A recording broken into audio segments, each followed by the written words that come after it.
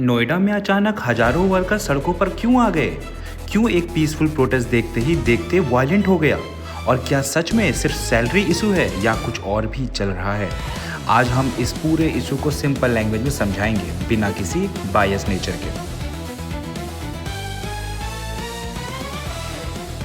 Leave 18 से 20 हजार के बीच होनी चाहिए। ऐसा तो है नहीं कि हम किसी से भीख मांग रहे हो। हमें सच चाहिए ना, हमें हमारा हक चाहिए। पिछले कुछ दिनों में नोएडा के इंडस्ट्री एरियाज में 40,000 से ज़्यादा वर्कर प्रोटेस्ट करने लगे हैं। शुरुआत में ये प्रोटेस्ट पीसफुल था, लेकिन धीरे धीरे सिचुएशन कंट्रोल से बाहर चली गई। रोड्स ब्लॉक हुए, गाड़ियों में तोड़फोड़ हुई और पुलिस को टीयर गैस तक का सहारा लेना पड़ा। हम केवल वोट देने के लिए पैदा हुए हैं। काम वो करवाते हैं ना कि पुलिस वाले हमसे काम करवाते हैं, ना आप लोग हमसे काम करवाते हैं। वो लोग काम करवाते तो वो लोग अंदर क्यों हैं? एक दिन की छुट्टी दे देंगे, बंदों का पैसा काट के साले खुद पार्टी करते हैं, खुद बैठते हैं सीनियर।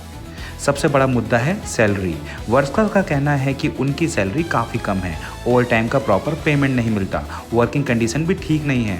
और एक इम्पॉर्टेंट पॉइंट, हरियाणा में वेजेस बढ़ाने के बाद नोएडा वर्कर्स को लग रहा है कि उनके साथ बायसनेस हुई है, उनके साथ गलत हो रहा है। एक बात बोलना चाहता हूँ मैं, मजदूरों ने सुई बनाने से लेकर जहाज बनाने तक का काम किया है। ये बताओ मजदूरों की ये हालत है, जो रोड पर बैठना पड़ रहा है, क्या सरकार को नहीं दिखाई देता है क्या? जो सरकार ने जो संविदा वालों के लिए लागू किया है 8वां वेतन, क्या हम लोग मजदूर नहीं है क्या? संविदा वाले ही मजदूर है क्या? सरकार को देखना चाहिए कि ये हम जितने भी लोग हैं ये भी तो मजदूर ही हैं। अब यहाँ से स्टोरी थोड़ी कॉम्प्लिकेटेड हो जाती है। कुछ रिपोर्ट्स के हिसाब से प्रोटेस्ट में कुछ लोग एग्रेसिव हो गए हैं। स्टोन पेल्टिंग और आग जलाने का भी कार्यक्रम सामने आया है। पुलिस ने भी फोर्स यूज़ किया है सिचुएशन को कंट्रोल करने के लिए। लेकिन यहाँ एक सवाल उठता है, क्या ये सिर्फ स्पॉन्टेनियस था या ये किसी ने ये सिचुएशन को देखते हुए मामले को भड़काया है? बोले थे, पर ये 1 अप्रैल से आज 13 तारीख हो गई, आज तक अभी सैलरी नहीं बढ़े।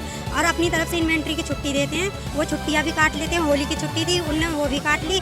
और गालियां भी और टॉर्चर भी बहुत करते हैं। 12,000 सैलरी में हम क्या कर सकते हैं आप बताइए? 5,000 रूम का किराया चला जाता है, प्लस 5,000 वो जा रहा है आपका गैस सिलेंडर का भराई। तो हम इतने में क्या कर सकते हैं? हमारी सैलरी 18 से 20 हजार के बीच होनी चाहिए, जो सरकार ने रखी है। आज के तारीख में इकोनॉमी बहुत आगे जा चुकी है। 11,000 रुपए में कुछ नहीं हो रहा है। आप लोग की सैलरी 11,000 है। इस प्रोटेस्ट का सबसे ज़्यादा इफेक्ट आम लोगों पर पड़ा। मेजर रोड्स ब्लॉक हो गए, लोगों को घंटों ट्रैफिक में फंसे रहना पड़ा, ऑफिसेस और इमरजेंसी सर्विस तक पहुंचना मुश्किल हो गया। मतलब एक लेबर इशू अब पूरे सिटी को प्रॉब्लम में खड़ा कर रखा है।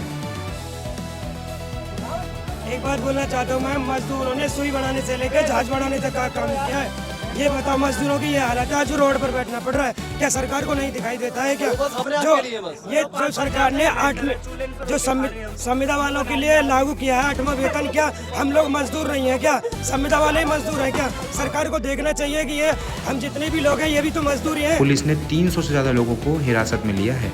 हैवी सिक्योरिटी डिप्लॉय कर दी गई है। गवर्नमेंट अब वर्कर्स के साथ बातचीत कर रही है, लेकिन अभी तक कोई फाइनल सॉल्यूशन सामने नहीं आया है।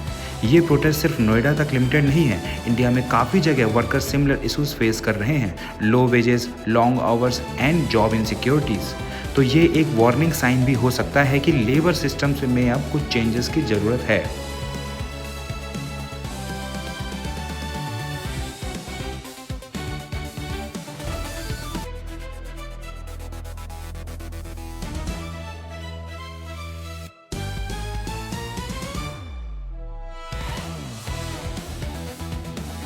आपका क्या ओपिनियन है? क्या वर्कर्स की डिमांड जस्टिफाइड है या प्रोटेस्ट का वायलेंट होना गलत है? कमेंट में ज़रूर बताओ।